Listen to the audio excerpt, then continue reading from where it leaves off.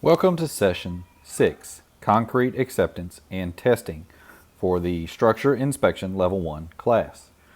This is not a replacement for ACI certification.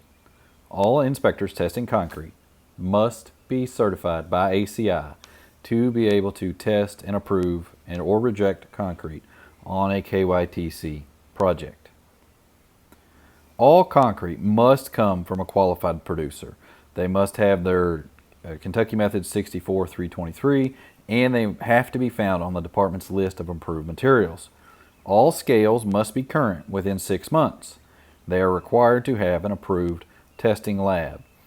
You as the inspector don't do much with this. This is done by the district materials lab. But if you get a contractor saying they want to use a certain concrete producer, is it okay? You can go online to the list of approved materials and see if that producer is certified. All materials must be from a KYTC approved source. So you've got concrete as a whole, but you can go down to each individual ingredient. The sand, the coarse aggregate, the cement, flash, admixtures, all must be from an approved source and listed on the list of approved materials, unless it is specified by a special note in the contract. As you can see here, this is how you get to the list of approved materials. It's on our Division of Materials website. The blue arrow is pointing to the link for list of approved materials. Click on there, and then you'll click on the PDF form, open it up, and you can search for any item that you're looking for. Mix designs. Before any concrete gets placed on one of our projects, it must have an approved mix design. The concrete producer will put together the mix design, send it to the contractor to make sure it's got all the attached bid items associated with it. Then it gets sent in for approval. The district materials engineer will review over this, make sure everything is within specification, and either ask for changes to be made or approve it as is. All coarse aggregate must be freeze-thaw approved if it's going into a AA concrete. That is for deck placements and barrier walls, but also for concrete pavement. Notify central office materials if a trial batch is going to be required. The district materials engineer would be the one requesting a trial batch.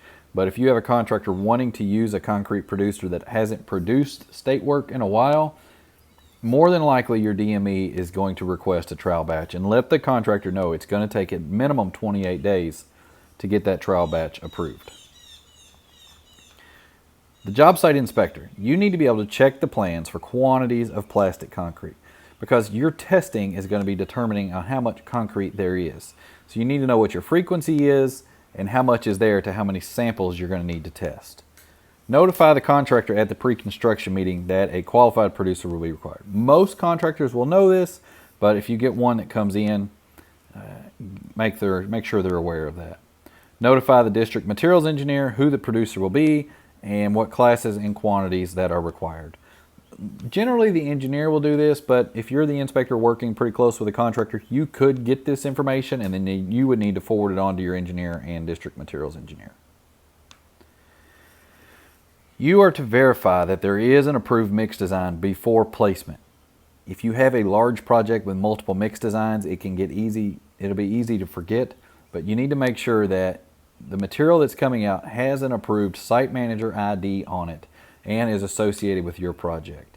That mix design we saw on the previous slide, you should have a printed copy of that with you in your work truck or on your iPad. That way you can know that yes, this concrete producer is sending out this mix and they are approved for this job.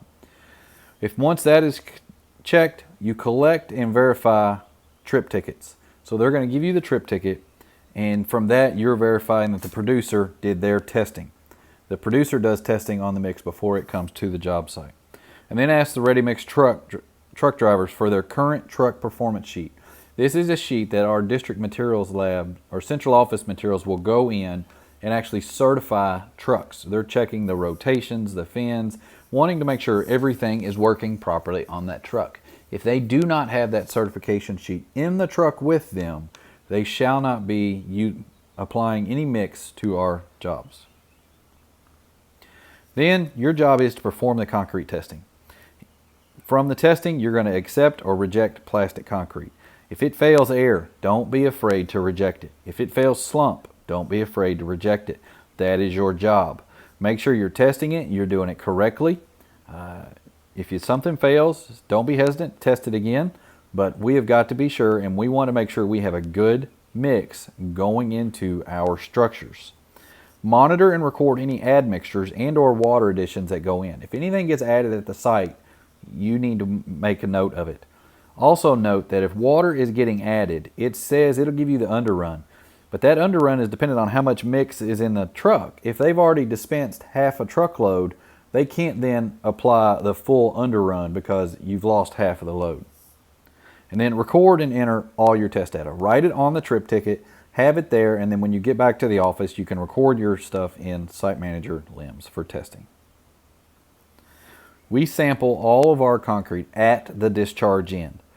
This means if they're coming out the chutes, we test it at the end of the chute. If it's coming out of a pump, we test it at the end of the pump, not where it's easiest for you to get the test. We want to know what is the qualities of that concrete as it's going into the structure at that point of placement. If there is a pump, we don't want them reconfiguring the pump coming to you. Your job is to go with the wheelbarrow to wherever the concrete is getting dispensed. Where is testing to be done? This needs to be worked out between you and the contractor before concrete shows up on site. You need to have an area that you're going to be doing all of your tests.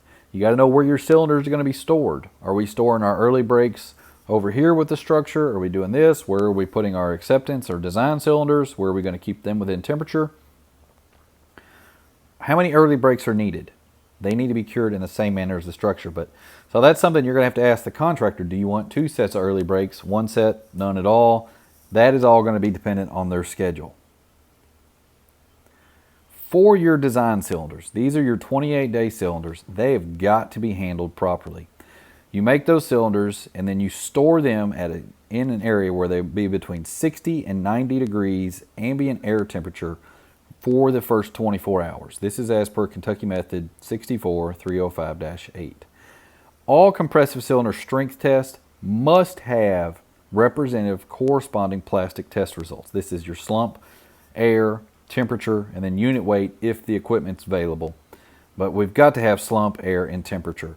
And those get stored in a curing box, or if you know your temperature is going to be between 60 and 90, you can leave them outside in the shade. You don't want to put them in direct sunlight, especially in the middle of the summertime.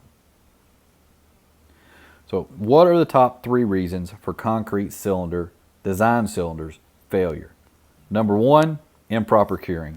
We don't have them at the right temperature. We don't have them in the right location. We didn't pick them up soon enough. We picked them up too early. Something went wrong in the curing. Or the water to cement ratio of the mix is too high. Just think about it. If you get too much water in the mix, it's going to affect the strength. And finally, the air content's too high. We want air bubbles in the mix to help get it that for freeze thaw purposes, but we don't want it too much air because that will affect the strength. We make 3 4x8 inch cylinders to represent one test. These are broke and they are taking an average of that.